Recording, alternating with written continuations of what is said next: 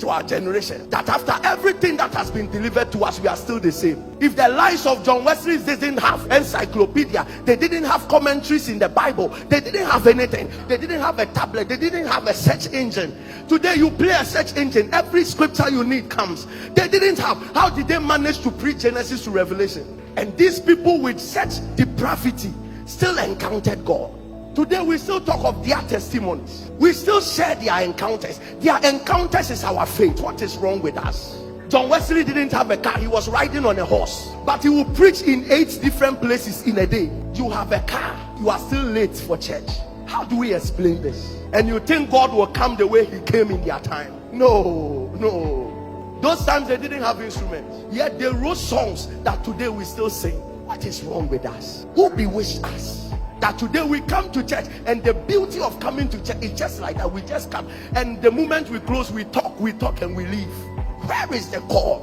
Where is that God that they encountered and their lives were changed forever? Where is that God? Is it not the same God that interpreted Mene Tekel to Daniel? Is it not the same? Where is that God? In the middle of the sea, Apostle Paul will rise up and say, the Lord's angel visited me and told me. In the middle of the sea, God was visiting people. We are in air conditioned rooms, he's not coming. What is wrong with us? Because we have chosen not to meet him. We have dishonored him. We don't love him anymore. We don't care for him anymore. He's not our focus anymore. We have only enjoyed coming to church and calling ourselves names. My pastor is Apostle this, my pastor is Reverend this. That is all. And yet we can't have the testimonies of old. What a sad generation. We go to Google, get some informations and run back. What a joke. We don't even know how to worship. We don't even know how to praise him. We don't have a message. We don't have an encounter. There is nothing like that. I don't want to deceive you. What your destiny needs is God. We have the things of God and we have God.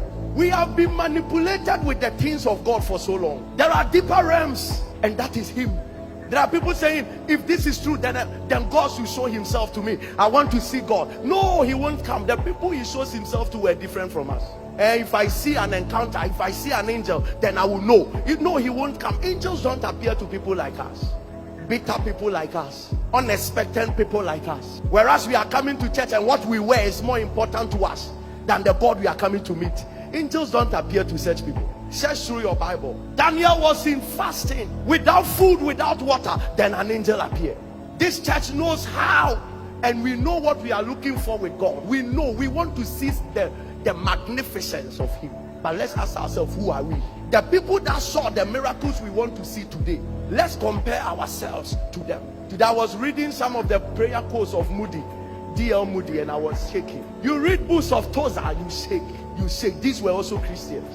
At a point in time, Catherine Coleman didn't know the number of days she was fasting. You want to be a woman, your name will last beyond. Yesterday I was telling some people, there are people who die, but they lose their names before they die. Their names die before they die. And there are some people who die, but their names refuse to die. You want to be a person whom your name and your works will live beyond you. It's not this kind of life. You come to church and you don't even know who you have come before. It doesn't work like that. People of God, stop being deceived. It doesn't work like that. You want to have encounter, it doesn't come with just a man declaring to you, angels will come. No. How positioned are you? What is your heartbeat? What is your heart calling for? So we lift up worship songs and you don't even know how to worship him. And yet you are expecting him. William Samuel entered Los Angeles, Azusa Street, ordered a prayer. Lord, let there be a revival.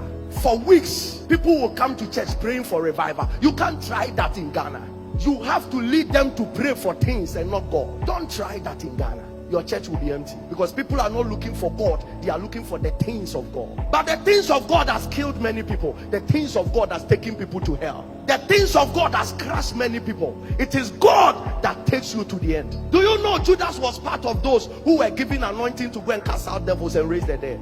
He cast out devils and raised the dead, yet ended up committing suicide. The things of God are beautiful. Men will clap for you, but it won't take you far. It is God that takes you far. So sometimes he will try to test our heart with things. He will give us financial breakthroughs, give us peace a little, give us joy a little, to see whether we will run after those things or we will leave those things and come after him. Have you not read that seek ye first the kingdom and his righteousness? Seek God and other things will be added. He's expecting that the first for you to have about him is him, and then other things follow. And this is the kind of church we have today. People come to church and they're expecting other things, and yet they don't see the track record that the people that go for God get many things. They don't even pray for the things we pray for. How can a man enter a city and all he led the city to do was to pray for a revival? Lord, send a revival. Suddenly fire broke out. What are we looking for as a church? Can't we see that is why God is not coming? Why are we saying we are serving him yet our problems are multiplying? Can't we see we are getting something wrong? But who is there to say the truth? Who is there to come out? And even if we preach the truth, who will accept it? Unto whom is the arm of the Lord revealed? There is something wrong with the Ghanaian church. If we don't come back, and some of you must give the leaders pressure that teach us the way. Enough with this deception, teach us the way. And then the leaders will come back and tell you that the way is Jesus. Prayer meetings are not complete until we call out, God, pour yourself into us. Prayer meeting is not complete. There is a way the presence of God can fall on you. Favors will just come. Every human being that sees you will like you. If you don't have God and you have the things of God, you will suffer. Some of you are weak. We come to church because if we don't come, somebody will call us. That's why we come. But the fire and the zeal to pursue God is not there. There is no revival on the land. Listen, there are many. There are pastors. Let some pastors go for 1 year without anybody sowing a seed to them. They'll put the microphone down. Call a pastor to come and preach and don't give him a honorarium. The next time you call him, he won't come back again. He'll tell you don't respect his oil. So all of us together with yourself, you too, you are in church because you want a miracle. So the pastor is here because of your money. You are also here because of his anointing. That is why we are here. And we have left the God of the church aside. That is why he's not coming. He won't come until you begin to seek him and until I begin to seek him. We will keep entertaining ourselves. We'll be clowns entertaining ourselves till Jesus comes back. Thank God for our instrumentalists. But there are some instrumentalists, if you don't give them money, they won't play. So the reason why we are serving God, there are some singers, if you don't give them money, they won't sing. What a joke. What jokers we find ourselves in church. So if we come for prayer meeting, people of God, put your desire and your prayer request aside. Something is bleeding in the heart of God. God's heart is bleeding. Let's solve it. When we solve it, you realize that your miracle that will not take 24 hours. Let's solve that bleeding in God's heart. Can you imagine that we all run to Friday service and our desire is that today we are praying for a revival at Asamankese. Let there be a revival, and that is why we are coming and we gather praying that God send the fire. How can we move the hand of God? I am a person who is real. If things are not well, I see things are not well. Let's mention it. It's not well. There are many people who are on the pulpit preaching today saying they are doing the work of God. It's the motivation the church is giving them. If not, they won't do it. And if your worship leader is motivated by money, and your instrumentalists are motivated by money, and the backers are motivated by money, do you think the worship going on, it will attract God? It's a joke. If that pastor is motivated by money, and you yourself, you are motivated by a miracle, do you think that service, it will show up the way we pray? John Wesley didn't pray like that. No, Billy Graham didn't pray like that. That our prayer, kaya, paya, they didn't pray like that. Yet God came. They saw him.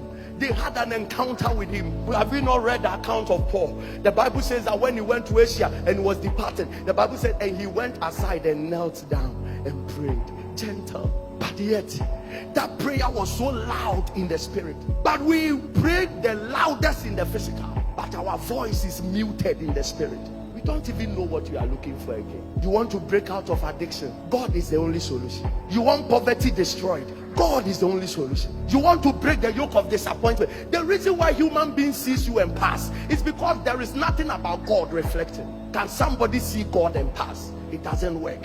Oh, I will sing of the mercies of the Lord.